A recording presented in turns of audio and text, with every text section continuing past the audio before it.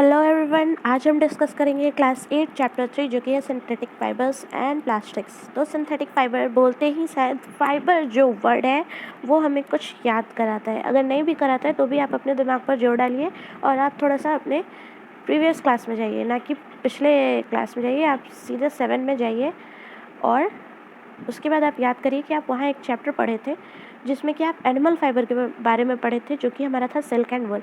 उसके पहले क्लास में भी अगर हम जाते हैं क्लास 6 में, तो हमें याद आता है कि हम वहाँ पढ़े थे प्लांट फाइबर, जो कि था हमारा कॉटन और जूट। अब हम यहाँ पढ़ेंगे सिंथेटिक फाइबर और प्लास्टिक्स के बारे में। तो चलिए आइए देखते हैं सिंथेटिक फाइबर क्या होता है। तो हमारा जो फाइबर होता है, जो हम प्रीवियस क्लास में पढ़ चुके हैं, वो था हमारा प्लांट फाइबर और एनिमल फाइबर, जिसको कि हम नेचुरल फाइबर भी बोलते हैं। नेचुरल फाइबर इसलिए बोलते हैं क्योंकि वो हमारा प्लांट बेस्ड और एनिमल बेस्ड था, इसलिए। अभी आता है हमारा सिंथेटिक फाइबर। तो सिंथेटिक फाइबर क्या होता है?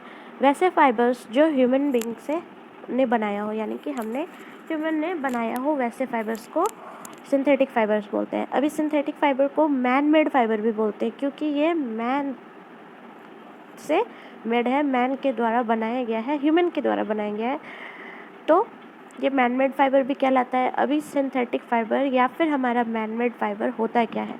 तो हम यहाँ इमेज को देखेंगे। हमारा 2 इमेज दिया हुआ है फिगर 3.1 का, ए और बी। यहाँ पे हम देख रहे हैं एक पैटर्न हम किस चीज़ का देख रहे हैं? एक पहले में हम देख रहे हैं बीड्स का पैटर्न और दूसरे में हम पेपर क्लिप्स का पैटर्न देख रहे हैं। तो हमारे ये लॉन्ग चेन को क्रिएट करने के लिए एक स्मॉल यूनिट्स का पैटर्न हमने लिया, जिसको हमने कंटिन्यूअस रखा, तो हमारा एक लॉन्ग चेन तैयार हुआ। तो इसलिए हमें यहाँ बताया जा रहा है, अ synthetic fibre is also a chain of small units joint together. यानी कि हमारा जो सिंथेटिक फाइबर है वो छोटे छोटे यूनिट्स को जोड़ करके एक जो लॉन्ग चेन क्रिएट किया गया, उससे हम सिंथेटिक फाइबर बोलते हैं। फिर हमारा जो स्मॉल यूनिट्स है वो है क्या? तो हमारे जो छोटे छोटे यूनिट्स जो एक लॉन्ग चेन क्रिएट करके सिंथेटिक फाइबर बना रहे हैं, वो छोटे छोटे यूनिट हमारे केमिकल सब्सटेंसेस हैं। यानी कि हमारे छोटे छोटे केमिकल सब्सटेंस मिल करके एक चेन तैयार करते हैं सिंथेटिक फाइबर का।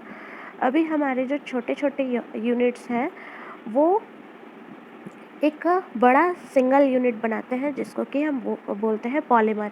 तो हमारा पॉलीमर क्या है? तो ये सारे छोटे छोटे यूनिट्स एक बड़ी यूनिट तैयार करते हैं, जिसको कि पॉलीमर बोलते हैं। पॉलीमर को याद करने का तरीका बहुत ही आसान है। पॉली का मतलब होता है मैनी और मर का मतलब होता है यूनिट या फिर पार्ट। तो आप इस तरह से इस वर्ड का डेफिनेशन क्रिएट कर सकते हो कि वैसे छोटे छोटे यूनिट्स जो बहुत सारे हों, वो एक पॉलीमर तैयार करते हैं। Polymer is made up of many repeating units, यानी कि वही छोटे छोटे यूनिट्स का रिपीटिंग फॉर्म एक पॉलीमर तैयार करता है। आपके लिए सबसे अच्छा तरीका होगा, जब अगर बुक में कहीं पे भी किसी भी वर्ड को तोड़ करके अगर उसका मीनिंग बताया जा रहा है, तो आपके लिए ये ज़्यादा आसान होगा कि आप उसको नोट कर लो अपनी कॉपी में, या फिर शॉर्ट नोट्स का आपने कॉपी बनाया हो तो उसमें। इससे क्या होगा, आप उस वर्ड का डेफिनेशन अगर नहीं याद कर पा रहे हो जो बुक में दिया गया है, तो आप उसके मीनिंग से खुद का डेफिनेशन क्रिएट कर सकते हो, क्योंकि अगर आपको वर्ड का मतलब पता है तो आप उसका डेफिनेशन ईजिली कर सकते हो। इस तरह हमने पढ़ा पॉलीमर। उसके बाद हम यहाँ पे देख रहे हैं 3.2 टाइप्स ऑफ सिंथेटिक फाइबर। तो टाइप्स ऑफ, यहाँ हम सिंथेटिक फाइबर पढ़ेंगे, डिफरेंट टाइप्स। लेकिन उससे पढ़ेंगे हम यहाँ हमारा एक दिया हुआ है, पॉइंट दिया है, polymer occurs in nature also. तो हमारे प्राकृतिक में पॉलीमर मिलता है हमें। कैसे उपस्थित है हमारे नेचर में? तो हमारा जो कॉटन है वो एक एग्जाम्पल है पॉलीमर का। ये ऐसा पॉलीमर है जिसको हम सेल्यूलोज बोलते हैं। सेल्यूलोज हमारा छोटे छोटे ग्लूकोज यूनिट से बना होता है, और हमारे छोटे छोटे यूनिट्स का रिपीटिंग फॉर्म क्या होता है? पॉलीमर। तो हमारा इस हिसाब से जो सेल्यूलोज है वो हमारा पॉलीमर हो गया। उसके बाद है हमारा सिंथेटिक फाइबर रेयॉन। हम जब पढ़े क्लास 7 में, तो हमें पता चला कि जो सिल्क फाइबर ऑब्टेन करने का तरीका था सिल्क वॉर्म में, वो चाइना में निकला। लेकिन उस चीज़ को काफ़ी दिनों तक छुपा करके रखा गया, सीक्रेट रखा गया। तो क्या हुआ, जो टेक्सटाइल इंडस्ट्री था, वहाँ जो हमारा सिल्क था वो काफ़ी कॉस्टली पड़ने लगा, उसका फैब्रिक काफ़ी कॉस्टली होता था। लेकिन बहुत ही मनमोहक टेक्सचर होने के वजह से हर लोगों को ये भाता था, और हर लोग चाहते थे कि हम इसे खरीदें, पहने, यूज़ करें, इसका इस्तेमाल करें।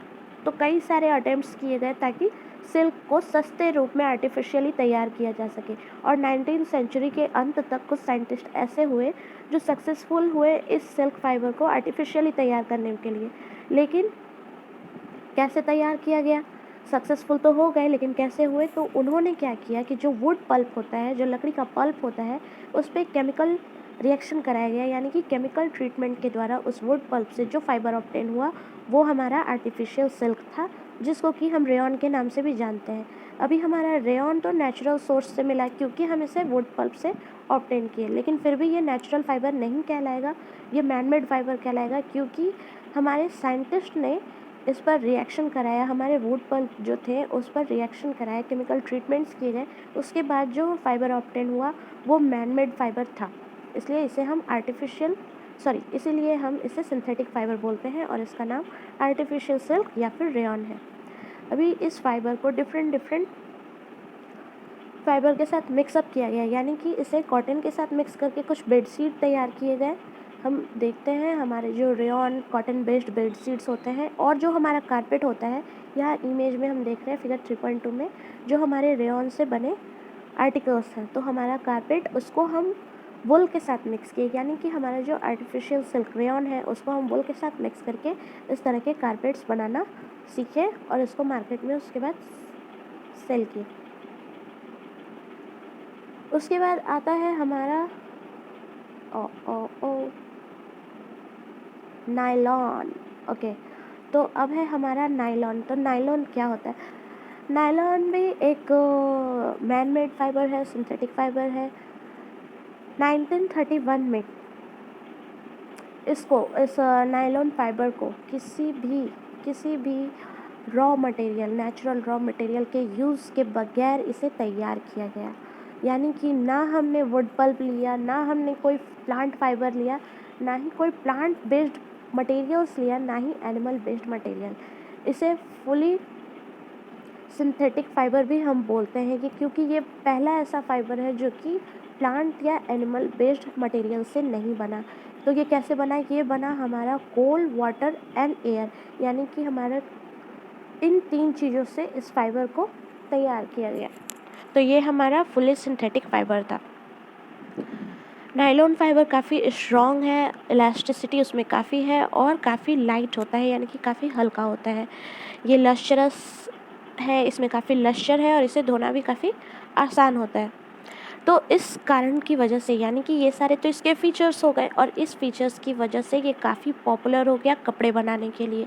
अभी जो कपड़े बनने लगे वो काफ़ी चर्चित रूप से नायलॉन के बनने लगे, क्योंकि इसमें इतने वैराइटीज़ थे, फीचर्स थे, इतने सारे फीचर्स थे। तो हम देखते हैं बहुत सारे आर्टिकल्स को यहाँ पे इस इमेज हमारा है फिगर 3.3, जिसमें हम नायलॉन से बने आर्टिकल्स को देखते हैं। तो हम रेगुलर यूज़ भी करते हैं कई सारी नायलॉन की चीज़ें, जैसे हमारे कुछ सॉक्स हो गए, हमारी रस्सियाँ होती हैं नायलॉन का, जिसको हम तार भी बोलते हैं या फिर रस्सी भी बोलते हैं। टेंट होते हैं नायलॉन के, हमारे टूथब्रश में जो ब्रशेज़ होते हैं वो नायलॉन के होते हैं। उसके बाद जो हमारा कार सीट बेल्ट होता है या फिर स्लीपिंग बैग, कर्टन्स और कई सारे एग्जाम्पल्स हैं। तो यहाँ हम इमेज में कुछ एग्जाम्पल देख रहे हैं। उसके बाद आता है हमारा बूझो। Is nylon fiber really so strong that we can make nylon parachute and ropes for climbing rock? तो बूझो जानना चाहता है कि क्या नायलॉन फाइबर इतने स्ट्रॉन्ग होते हैं कि हम इनसे पैरासूट्स बना सके, या फिर जो हम चढ़ाई करते हैं, पहाड़ की चढ़ाई करते हैं, उसके लिए हम रस्सी इससे तैयार कर सके? तो इसका जवाब है हाँ, नायलॉन बहुत ही मजबूत फाइबर है हमारा। हम यहाँ फिगर में देख रहे हैं हमारे नायलॉन फाइबर का यूज़ हुआ पैरासूट बनाने के लिए और रॉक क्लाइंबिंग के लिए, जो रोप्स का इस्तेमाल होता है उसके लिए भी। उसके बाद हमारे पास कुछ एक्टिविटीज़ है जो आप खुद करोगे। इसमें आपको क्या करना है, आपको देखना है ओवरऑल, आपको इसमें देखना है कि आपके जो डिफरेंट थ्रेड्स होते हैं कॉटन के, नायलॉन के, तो इस तरह आपको एक क्लैंप तैयार करना है, जिसको आप उस कॉटन की रस्सी से या फिर नायलॉन की रस्सी से 1 बाय 1 करके आप उसे बांध करके इस तरह सस्पेंड करोगे। Take an iron stand with the clamp. आप एक आयरन स्टैंड लो क्लैम्प के साथ। उसके बाद आप एक कॉटन थ्रेड लो 60 सेंटीमीटर लेंथ का, फिर उस क्लैम्प को आप इस धागे की मदद से ऐसे हैंग करना है, आपको टांग देना है फिगर में जिस तरह दिखाया जा रहा है। उसके बाद आपको क्या करना है एक पैन लेना है उसमें जो कि आपका वज़न कर सके, मतलब उस वज़न करने के लिए एक पैन लेना है, उसके बाद वहाँ पे रख देना है उसमें। उसके बाद आपको उसमें थोड़े-थोड़े वेट्स रखने हैं, यानी कि कुछ-कुछ आपको उसमें बाहर रखना है। आप पेबल्स का यूज़ कर सकते हो, लेकिन ध्यान से इस चीज़ को रखना है। और आपको एक नोट तैयार करना है कि आपको कितना वज़न का ज़रूरत पड़ा उस धागे के टूटने तक, यानी कि जब वो धागा टूट जाता है तब आप कितना वेट उसमें रखे थे। उसके बाद आपको क्या पता चलेगा कि आप जब नोट डाउन कर लोगे हर थ्रेड के साथ, सिल्क, नायलॉन, वूल, कॉटन, तो आपके पास एक डेटा तैयार हो जाता है जिसमें आपको पता चलता है कि हाँ, किस धागे में कितना स्ट्रेंथ है, आपके पास जो फाइबर्स अवेलेबल है उनमें कितना स्ट्रेंथ है। उसके बाद आप इस तरह से एक अपना ऑब्जर्वेशन टेबल तैयार करोगे, उसमें आप टाइप ऑफ थ्रेड्स लिखोगे, फाइबर, और फिर उसका total weight required to break the thread, यानी कि आपको उस थ्रेड को तोड़ने के लिए जितना वेट रिक्वायर होगा वो आप लिखोगे। लेकिन सबसे इम्पॉर्टेंट बात कि आप इस एक्टिविटी को करते वक्त इतना ख्याल रखना कि सारे जो थ्रेड हैं वो सेम लेंथ के हों और सेम थिकनेस के साथ हों। और हाँ, मेज़रिंग करते वक्त कृपया करके आप उसे अपने पैरों पे ना गिराएं, तो आप ध्यान से इस तरह से उसको मेज़र करें। उसके बाद हमारा आता है पॉलिस्टर एंड एक्राइलिक। ये हमारा सिंथेटिक फाइबर है, मैनमेड फाइबर है। ये कैसे बना? तो ये ऐसे फाइबर्स से तैयार हुए जो कि सिकुड़ते नहीं हैं, आसानी से इसमें सिकुड़न नहीं आता है, ये रिंकल इसमें आसानी से नहीं पड़ता है। ये एकदम क्रिस्प रहते हैं और वॉश करना इन्हें भी काफ़ी आसान होता है। तो इसलिए इनसे काफ़ी सारे ड्रेस तैयार किए गए। आप कई सारे लोगों को देखोगे पॉलिस्टर के शर्ट्स होते हैं वो पहने हुए, या फिर और भी ढेर सारे ड्रेसेस होते हैं। अभी पॉलिस्टर में भी बहुत सी वैरायटीज़ थी, जिसमें टेरेलिन एक पॉपुलर पॉलिस्टर कहलाता है। अभी इसको वीव करना काफ़ी आसान है, इसको इसके फाइबर्स से वीविंग काफ़ी आसान है।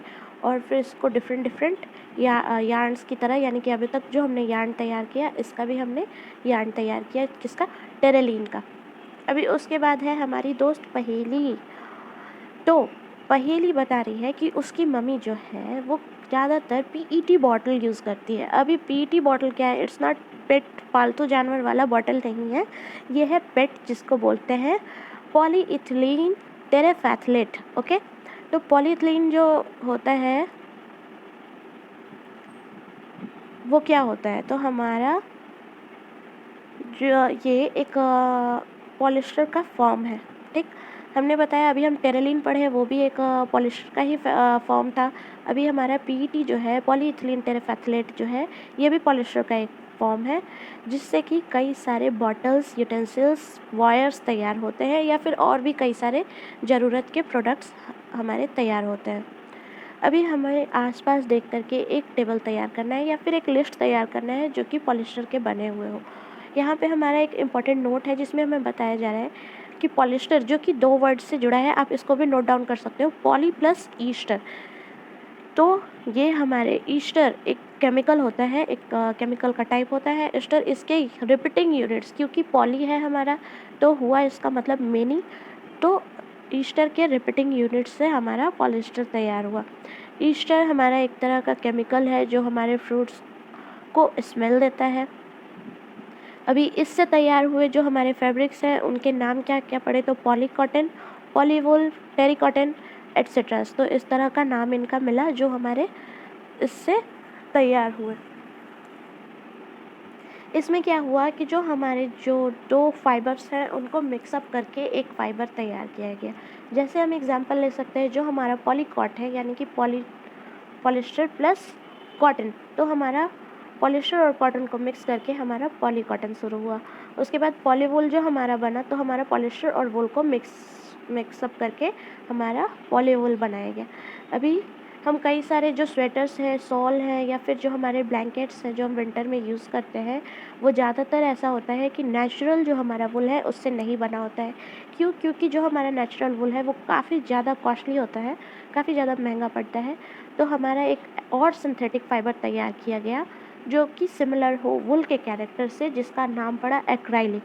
तो एक्राइलिक एक ऐसा फाइबर है जो कि हमारा नेचुरल फाइबर जो वूल होता है उसके कैरेक्टर से मिलता जुलता है।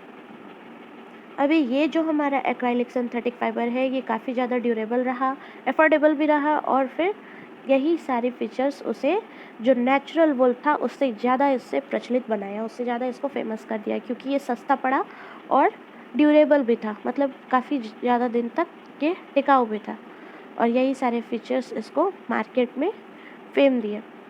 अभी जब हम अपने 6 क्लास में देखे थे, 7 क्लास में देखे थे, तो हमारा कुछ प्रोजेक्ट्स एंड एक्टिविटीज़ था जिसमें हम डिफरेंट फाइबर्स को जला करके देख रहे थे कौन सा श्रिंक करता है, कौन सा मेल्ट होकर टपकता है, किसका बर्निंग स्मेल कैसा होता है। तो सेम प्रोसेसेस अब आप सिंथेटिक फाइबर्स के साथ भी कर सकते हो। आपको क्या करना है, आपको ढेर सारे सिंथेटिक फाइबर्स लेने हैं और उसके बाद आपको उसको बर्न करके देखना है कि बर्न करने पे क्या होता है। तो हम नोटिस करेंगे कि जब हम सिंथेटिक फाइबर को बर्न करते हैं तो क्या होता है कि वो पिघल जाता है, बर्न करने पे वो टपकने लगता है, मेल्ट करने लगता है। तो ये हमारा सिंथेटिक फाइबर का सबसे वाहियात सा एडवांटेज है। तो ऑफ कोर्स डिसएडवांटेज है तो वाहियात ही होगा। तो यही कारण है कि ऐसे कपड़ों में आग बहुत जल्दी लगता है, और इसकी वजह से हमारे स्किन जो होते हैं वो कॉटन क्लोथ्स जब पहने होते हैं तब अगर आग लगती है तो कम जलते हैं, क्योंकि हमें थोड़ा सा वक्त लग जाता है, वो मेल्ट नहीं होता, बॉडी से चिपकता नहीं है, तो हम तुरंत उसके लिए हम कुछ प्रिकॉशंस ले सकते हैं। लेकिन जब हम सिंथेटिक फाइबर्स को यूज़ करते हैं पहन करके काम करने के लिए, तो ये डिज़ास्ट्रस हो जाता है, क्योंकि ये पिघल करके बॉडी से हमारे चिपकने लगता है। इसीलिए आपने नोटिस किया होगा कि हमारे घर में जब हम किचन में वर्क करते हैं या फिर जब हम लेबोरेटरी में वर्क करते हैं तो हम ज़्यादातर कॉटन क्लोथ्स यूज़ करते हैं या फिर कॉटन एप्रॉन पहन लेते हैं काम को करने के लिए। तो अब हमारी पहेली को समझ में आया कि उसकी मम्मी क्यों किचन में पॉलिस्टर क्लोथ्स नहीं पहनती हैं जब वो किचन का कोई काम कर रही होती हैं। एक और नोट है हमारा, all the synthetic fibre are prepared by a number of processes using raw material of petroleum origin called petrochemicals. तो हमारे जो सारे सिंथेटिक फाइबर्स हैं वो कई सारे प्रोसेसेस के बाद तैयार होते हैं। उसमें हम जो प्रोसेसेस हैं उसमें हमारा पेट्रोलियम ओरिजिन का यूज़ होता है, एक रॉ मटेरियल होता है हमारा पेट्रोलियम जिसको कि हम बोलते हैं पेट्रोकेमिकल। तो ये हमारे सिंथेटिक फाइबर के प्रोसेसेस में यूज़ होते हैं। उसके बाद हमारा आता है कैरेक्टरिस्टिक्स ऑफ सिंथेटिक फाइबर। तो हमारे सिंथेटिक फाइबर के क्या कैरेक्टरिस्टिक्स हैं, क्या विशेषताएं हैं उनकी, तो आइए चलिए हम देखते हैं। हम डिफरेंट जो सिंथेटिक फाइबर्स यूज़ करते हैं, सिंथेटिक फैब्रिक हम बोल सकते हैं, क्योंकि हम फाइबर यूज़ नहीं करते हैं, फैब्रिक यूज़ करते हैं। उसका आर्टिकल तैयार हो जाता है, उसका मटेरियल जो बन जाता है हम उसे यूज़ करते हैं। तो हम रेनी डे में देखते हैं जो हमारा अम्ब्रेला होता है वो भी सिंथेटिक फैब्रिक का बना होता है। तो सिंथेटिक फाइबर का हमारा एक खासियत हो गया कि वो उनकी एक कैरेक्टरिस्टिक्स है कि वो हमें बारिश में भीगने नहीं देते। तो वो जो हमारा वाटर है जो उससे पास आउट नहीं होता, तो हम अम्ब्रेला के फॉर्म में उसको यूज़ करते हैं। फिर ये काफ़ी सस्ता होता है और काफ़ी ज़्यादा टिकाऊ होता है। सिंथेटिक फाइबर का हम जितना भी वैरायटी पढ़े, जितना भी हम टाइप पढ़े, तो उसमें सब में देखें कि सारे ड्यूरेबल्स हैं और लेस एक्सपेंसिव है। तो ये भी इनका एडवांटेज हो गया, ये भी इनकी कैरेक्टरिस्टिक्स हो गई, क्वालिटी हो गई, गुडनेस हो गया इनका। उसके बाद इन्हें मेंटेन करना काफ़ी इजी था, तो ये भी हमने देखा। फिर हम इसको डेली लाइफ में जब हम कई सारे सिंथेटिक फैब्रिक यूज़ करते हैं, सिंथेटिक फाइबर यूज़ करते हैं, तो हम अपने डेली लाइफ से उठा करके कुछ पॉइंट्स ऐसे लिख सकते हैं जिसमें हम देखें कि हमारे जो सिंथेटिक फाइबर्स हैं, जो मैन मेड फाइबर्स हैं, उनके गुड कैरेक्टरिस्टिक्स हमें क्या क्या मिलते हैं। तो आपको एक और एक्टिविटी यहाँ पे करने को दिया जा रहा है कि आपको 2 क्लॉथ्स के पीसेस लेने हैं सेम साइज़ के, लगभग हाफ मीटर का।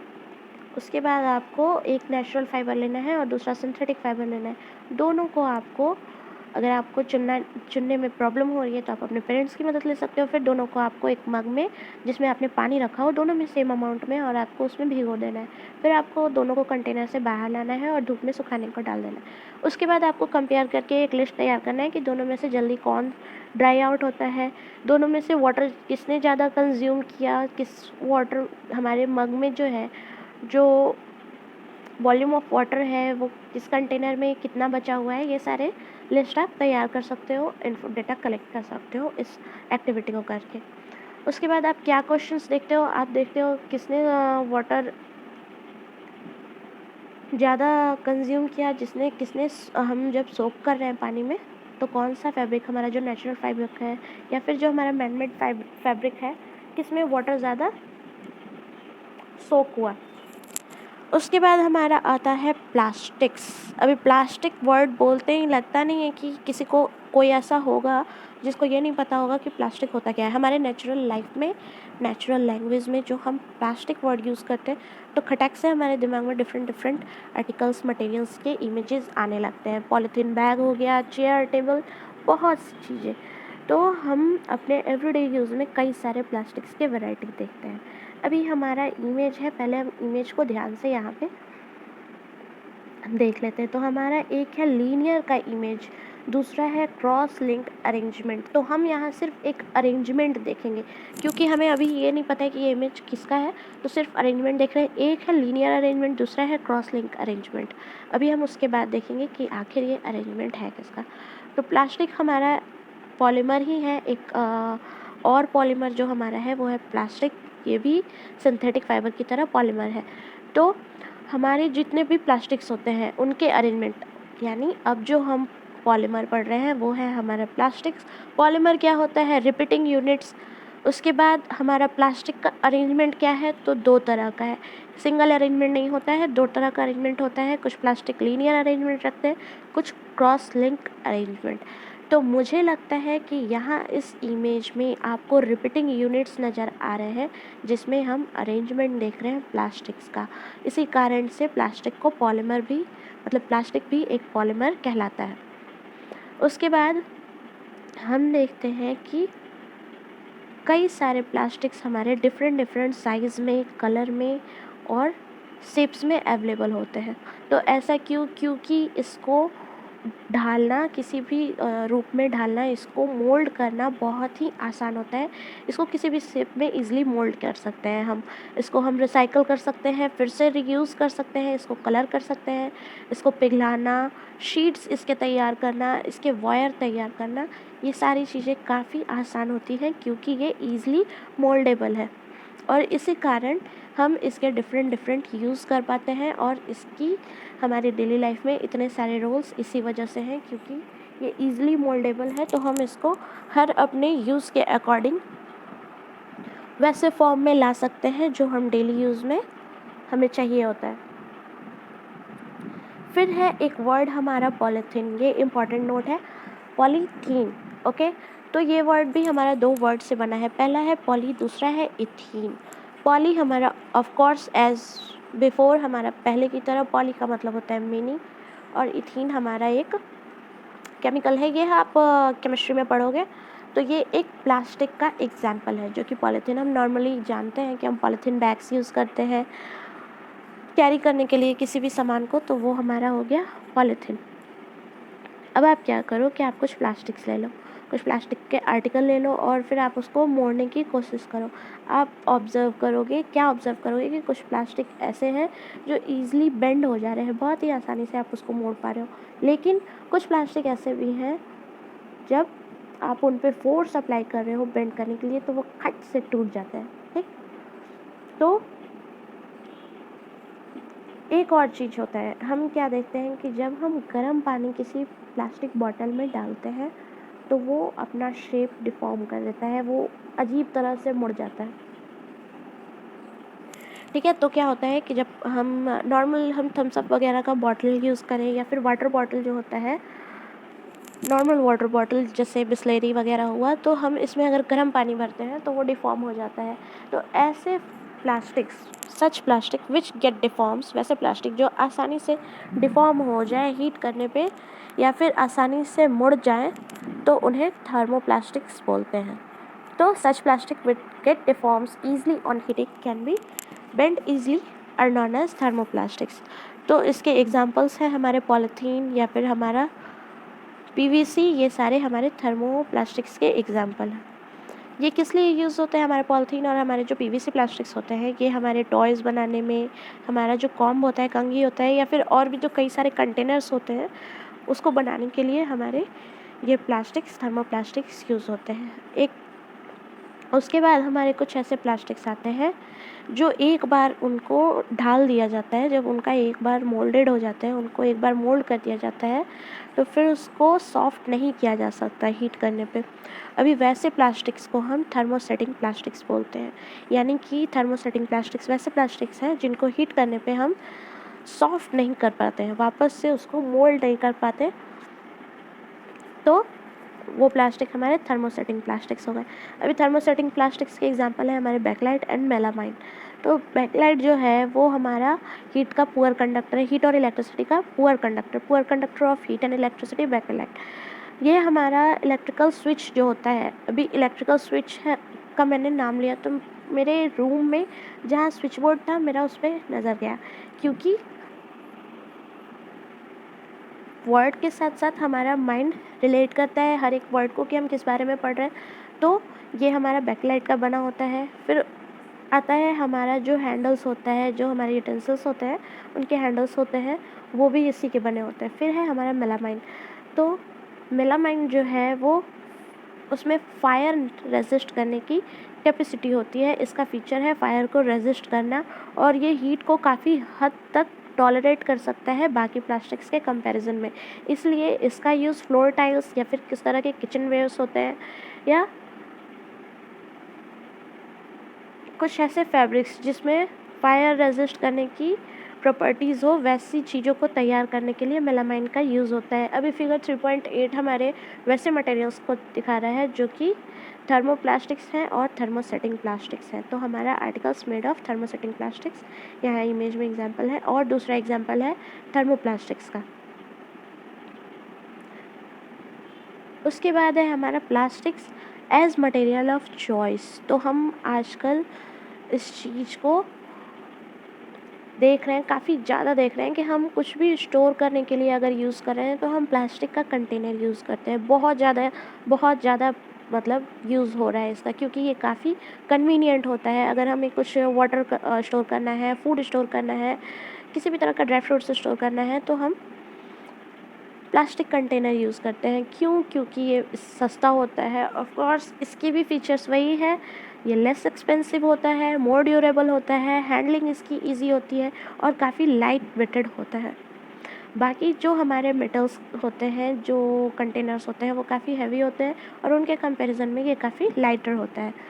प्लास्टिक्स हमारे और भी कई जगह यूज़ होते हैं, जैसे कार्स में, एयरक्राफ्ट में, स्पेसक्राफ्ट में, और भी बहुत सी जगह पर हमारा प्लास्टिक का यूज़ हम देखते हैं। अगर हम गिनने बैठे तो ये सर के बाल गिनने जैसा होगा या फिर आसमान में तारों को गिनने जैसा होगा, क्योंकि हमारे प्लास्टिक्स के कई सारे यूजेस हैं। मतलब कई सारों का मतलब कई सारे, तो हम इसे काउंटेबल तो नहीं बोल सकते। उसके बाद हमारा आता है प्लास्टिक का कुछ प्रॉपर्टी। पहला प्रॉपर्टी है हमारा प्लास्टिक नॉन रिएक्टिव होता है, यानी कि हमारे जो प्लास्टिक है अगर हम उसको धूप में छोड़ दें, जैसे कि हम अपने जो किसी लोहा को, किसी आयरन की चीज़ को अगर हम खुला छोड़ दें और उसके बाद या फिर जब उसका उस पर मॉइस्चर का जब एक्शन होता है तो रस्ट फॉर्मेशन होने लगता है। अभी रस्ट फॉर्मेशन कैसे होता है इसका डिटेल स्टडी भी आप पढ़ोगे, लेकिन इस चैप्टर में नहीं।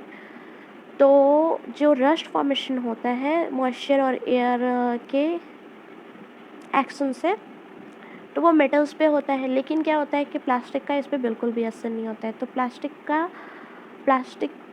पे वाटर का, एयर का, किसी भी तरह का रिएक्शन नहीं नज़र आता है हमें। तो it is a non reactive, वो उनमें जंग नहीं लगता, वो करोड नहीं होते। तो इसी वजह से हम कई चीज़ों को स्टोर करने के लिए प्लास्टिक का यूज़ करते हैं क्योंकि वो नॉन रिएक्टिव होता है। कुछ केमिकल्स ऐसे होते हैं जिनका स्टोरेज प्लास्टिक कंटेनर में ही होता है। दूसरा है हमारा फीचर्स, इसका प्रॉपर्टीज़ है कि ये काफ़ी लाइट होते हैं, काफ़ी स्ट्रॉन्ग होते हैं, काफ़ी ड्यूरेबल होते हैं। अभी तक हमने जितने सिंथेटिक फाइबर पढ़े सभी ड्यूरेबल थे और सभी लेस एक्सपेंसिव थे, इसके भी वही फीचर्स हैं। तो आप देख सकते हो कि ये लाइट और स्ट्रॉन्ग और ड्यूरेबल कैसे हैं। तो हम कई सारे ऐसे देख रहे हैं, कई सारी ऐसी चीज़ें देखते हैं, बकेट्स हैं या फिर हमारा जो टब होता है, ये काफ़ी समय तक हम उसको यूज़ करते हैं लेकिन उसमें कोई चेंज नहीं आता है और साथ साथ वो वेग में काफ़ी लाइट होता है। तो हमारा प्लास्टिक काफ़ी स्ट्रॉन्ग होता है जो कि ईज़िली ब्रेकेबल नहीं है या फिर किसी तरह का उस पर इफ़ेक्ट नहीं आ रहा है। तो किस वजह से? क्योंकि उसकी प्रॉपर्टीज़ है कि वो काफ़ी स्ट्रॉन्ग है, वो जिस शेप और साइज़ में मोल्ड किया गया है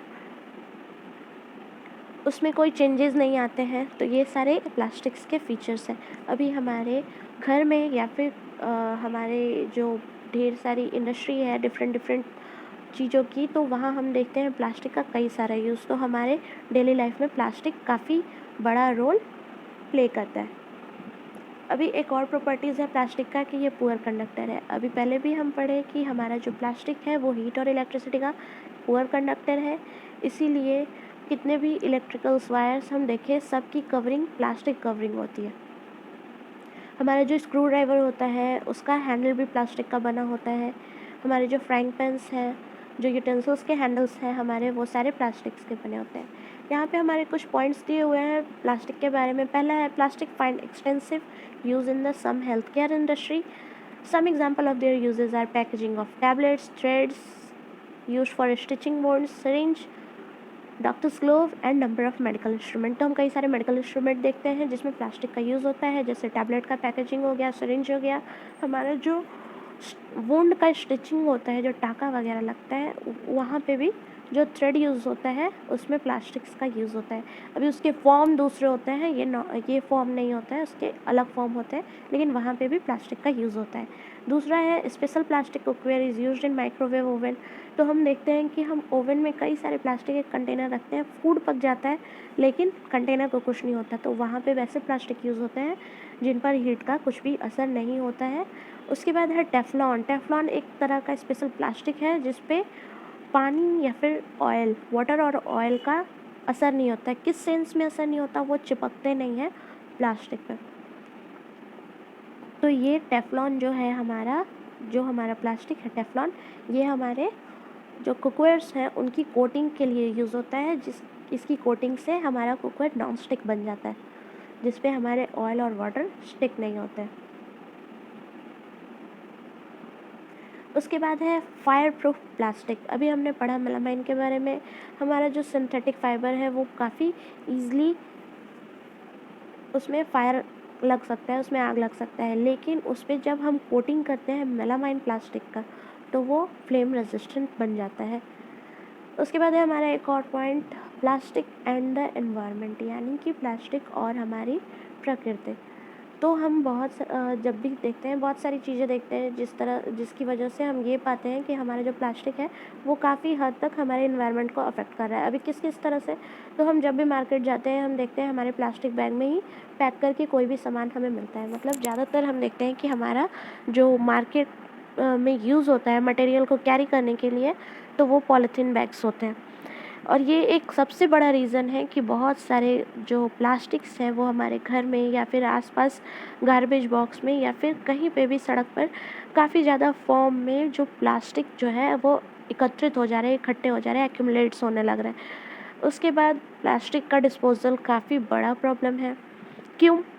क्योंकि एक मटेरियल जो है वो डिकम्पोज़ होने के लिए कुछ नेचुरल प्रोसेसेस के अंदर जाता है, जैसे कि बैक्टीरिया का उस पर एक्शन होना। तो कुछ बैक्टीरियाज किसी नेचुरल तरीके से किसी भी चीज़ पर एक्शन करते हैं जिससे कि वो बायोडिग्रेडेबल होता है और डिकम्पोज़ हो जाता है।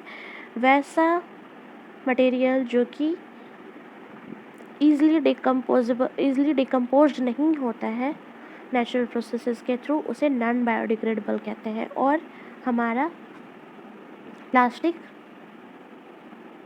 इसी में आता है। तो हम चलिए यहाँ पे एक टेबल है, कुछ वेस्ट दिए हुए हैं और उनका टाइम दिया हुआ है कि वो कितने वक्त में डीजेनरेट होते हैं, नष्ट होते हैं, और उस मटेरियल का नेचर कि वो बायोडिग्रेडेबल है या नहीं है, यानी कि उस पर नेचुरल प्रोसेसेस के तहत बैक्टीरिया का एक्शन उस पर होता है या नहीं। तो पहला हमारा वेजिटेबल्स के कुछ छिलके या फिर फ्रूट्स के या जो फूड स्टफ हम छोड़ देते हैं, कुछ खाने का जो बच जाता है वो, तो उसको 1 से 2 वीक लगते हैं और वो हमारा बायोडिग्रेडेबल होता है। जबकि पेपर है हमारा, वो 10 से 30 दिन लेता है डीजेनरेट होने के लिए, ये भी हमारा बायोडिग्रेडेबल है। तीसरा है हमारा कॉटन क्लॉथ, ये 2 से 5 महीने लेता है डीजेनरेट करने के लिए और ये हमारा बायोडिग्रेडेबल है। वैसे ही वुड का है 10 to 15 ईयर। उसके बाद है वुलन क्लॉथ, ये 1 ईयर, अबाउट 1 ईयर लेता है, लगभग 1 साल। उसके बाद tin, aluminium and other metal cans. तो tin, aluminium and other metal cans के बारे में बताया है कि ये नष्ट तो होता है 100 से 500 सालों में, लेकिन ये नॉन बायोडिग्रेडेबल है, यानी कि इस पर बैक्टीरिया का एक्शन नहीं हो सकता। बैक्टीरिया का असर जो नेचुरल प्रोसेसेस के तहत जो बायोडिग्रेड होते हैं by the action of bacteria, ये इस पर नहीं होता है, प्लास्टिक बैग्स पे नहीं होता है, तो ये भी नॉन बायोडिग्रेडेबल है। उसके बाद है हमारा एक बताया जा रहा है कि जो हमारे प्लास्टिक्स हैं वो कई कई साल लेते हैं डिकम्पोज होने के लिए, और इसी कारण ये इन्वायरमेंट फ्रेंडली नहीं है। अभी इसकी वजह से हमारे नेचर में, हमारे इन्वायरमेंट में कई तरह से पॉल्यूशन फैल रहे हैं। अगर हम इसको जलाते हैं तो ये एक सिंथेटिक मटेरियल है, ये काफ़ी स्लो प्रोसेस है क्योंकि ये कम्प्लीटली बर्न नहीं होगा। उसके बाद भी अगर ये बर्न होता है तो ये काफ़ी पॉइजनस, इसमें फ्यूम जो है, पॉइजनस फ्यूम, धुआं जो है वो क्रिएट करता है एटमॉस्फेयर में, जो कि एयर पॉल्यूशन बढ़ाता है। अभी है यहाँ पे एक क्वेश्चन कि आखिर ये जो इतने प्रॉब्लम्स क्रिएट कर रहा है वो कैसे सॉल्व होगा।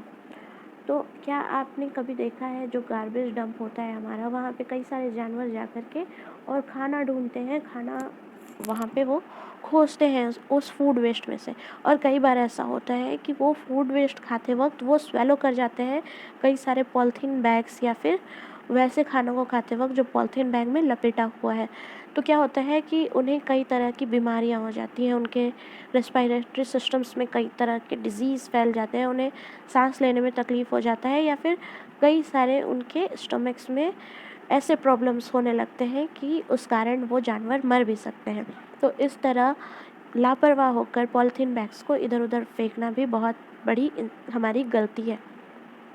हम तो केयरलेस होकर के ऐसे बैग्स को फेंक देते हैं, जैसे हम चिप्स खाते हैं या फिर कुरकुरे, लेज़, ये सारे पैकेट्स होते हैं, बिस्किट के पैकेट्स होते हैं, और फिर क्या होता है कि जब हम कोई एनिमल उसे कंज्यूम कर लेता है तो उसकी इंजरी इतनी बड़ी हो सकती है कि वो जानवर मर भी सकता है। तो एक रिस्पॉन्सिबल सिटीज़न होने के लिए आपको क्या करना होगा, आपको कुछ सेफ्टी बरतने होंगे, ताकि आप प्लास्टिक की वजह से प्लास्टिक यूज़ करो और उसके बाद उसको इस तरह फेंको गार्बेज बॉक्स में कि उसके बाद कोई जानवर उसे कंज्यूम ना करे और किसी भी तरह की हानि ना हो। तो कुछ आप ऐसे स्टेप्स देख सकते हो जिसकी मदद से आप पॉल्यूशन जो है, जो प्लास्टिक पॉल्यूशन है, प्लास्टिक के कारण जो पॉल्यूशन फैल रहा है उसको आप कम कर सकते हो। अभी कैसे कर सकते हो, तो आप ज़्यादा से ज़्यादा कॉटन और जूट के बने बैग्स को शॉपिंग के लिए यूज़ करो। उसके बाद आप सेपरेट, आप इस चीज़ को प्रैक्टिस करो अपने घर में कि आप जो कूड़ा आपका निकलता है, जो आपका गार्बेज निकलता है, आप उसको सेपरेटली डिस्पोज कर सको। यानी कि आप ड्राई जो गार्बेज है, जो वेट गार्बेज है, जो प्लास्टिक गार्बेज है, उसको अलग अलग करके रख सको। जो आपका फूड निकल रहा है, वेस्ट फूड निकल रहा है, उसको अलग थ्रो करो ताकि वो एनिमल द्वारा किसी भी कारण से कंज्यूम ना हो। It is better to recycle plastic wastes, most of the thermoplastic can be recycled. तो कई सारे जो थर्मोप्लास्टिक्स हैं उन्हें रिसाइकल किया जा सकता है, तो इसलिए प्लास्टिक वेस्ट जो है उन्हें रिसाइकल करना ज़्यादा बढ़िया होता है। Make a list of item that can be recycled. अभी आपको क्या करना है, वो आपको वैसे लिस्ट तैयार करने हैं जिसमें मटेरियल को, वैसे प्लास्टिक्स को रिसाइकल किया जा सकता है। अभी क्या होता है कि रिसाइकलिंग के वक्त कुछ कलरिंग एजेंट ऐड होते हैं उस प्लास्टिक्स में, जो कि क्या करते हैं, this limits it's uses specially for storage of food. और इस कारण जो हम फूड स्टोरेज के लिए इसका यूज़ करते हैं उसमें ये लिमिट कर देता है। तो यानी क्या होता है कि जो कलरिंग एजेंट ऐड होते हैं वो अफेक्ट करते हैं। उसके बाद है as a responsible citizen remember that 5R principle. अभी हमारा 5R प्रिंसिपल क्या है? 5R प्रिंसिपल है reduce, reuse, recycle, recover and refuse. आपको जो आप सिंथेटिक फाइबर्स या फिर जो आप प्लास्टिक यूज़ कर रहे हो उसका आप उसके यूज़ को, उसके नीड को आप रिड्यूस करो, फिर उसको रीयूज़ करो। आप मतलब जो आप मटेरियल आप ले चुके हो प्लास्टिक्स के उसका रीयूज़ करना सीखो। ये नहीं कि हाँ चलो बस एक काम हुआ, बॉक्स फेंक रहे हैं फिर नया ले रहे हैं, तो आप इस तरह से प्लास्टिक गार्बेज को बढ़ा रहे हो। फिर अगर आप प्लास्टिक्स जो रिसाइकल हो सकते हैं उसको रिसाइकल में दे दो, उस जब वो रिकवर होता है फिर आप उसका यूज़ कर सकते हो। और ज़्यादा से ज़्यादा आप रिफ्यूज़ करो इसके यूज़ को, क्योंकि प्लास्टिक काफ़ी हार्मफुल है हमारे इन्वायरमेंट के लिए, हमारे लिए। और वैसे चीज़ों का यूज़ करें जो इन्वायरमेंट फ्रेंडली हो। अभी हमारा कुछ पॉइंट्स दिया है। Do not throw plastic bags in the water bodies और ऑन द रोड। यानी कि आप प्लास्टिक बैग को किसी भी वाटर बॉडीज़ में या फिर सड़क पर ना फेंकें। Take a cotton carry bag और a jute bag while going for shopping. Shopping के लिए आप कॉटन बैग का यूज़ कर सकते हो, जूट बैग का यूज़ कर सकते हो। उसके बाद try to minimise the use of plastic material. Plastic material के यूजेस को मिनिमाइज़ करिए, कम से कम यूज़ करिए। ज़्यादा से ज़्यादा स्टील के लंच बॉक्स यूज़ करें, स्टील के, मेटल्स के आप कंटेनर्स वगैरह यूज़ करें इंस्टेड ऑफ प्लास्टिक, यानी कि प्लास्टिक की जगह। ऐसे तो मुश्किल होता है ऐसा करना, पर काफ़ी हद तक हम इन चीज़ों में बदलाव ला सकते हैं, क्योंकि ये चेंज लाएंगे तो हमारा ही फ़ायदा होगा। एनवायरनमेंट फ्रेंडली रहेंगे तभी एनवायरनमेंट भी हमें वो सारी चीज़ें देगी जिसकी हमें आवश्यकता है। अगर हम अपने ही एनवायरनमेंट को नष्ट कर देंगे तो हम खुद को भी काफ़ी हद तक नष्ट कर रहे हैं। ये हमारा हो गया चैप्टर कंप्लीट। अब इसके बाद हम करेंगे नेक्स्ट वीडियो में इसका सॉल्यूशन और सारे एक्सरसाइज।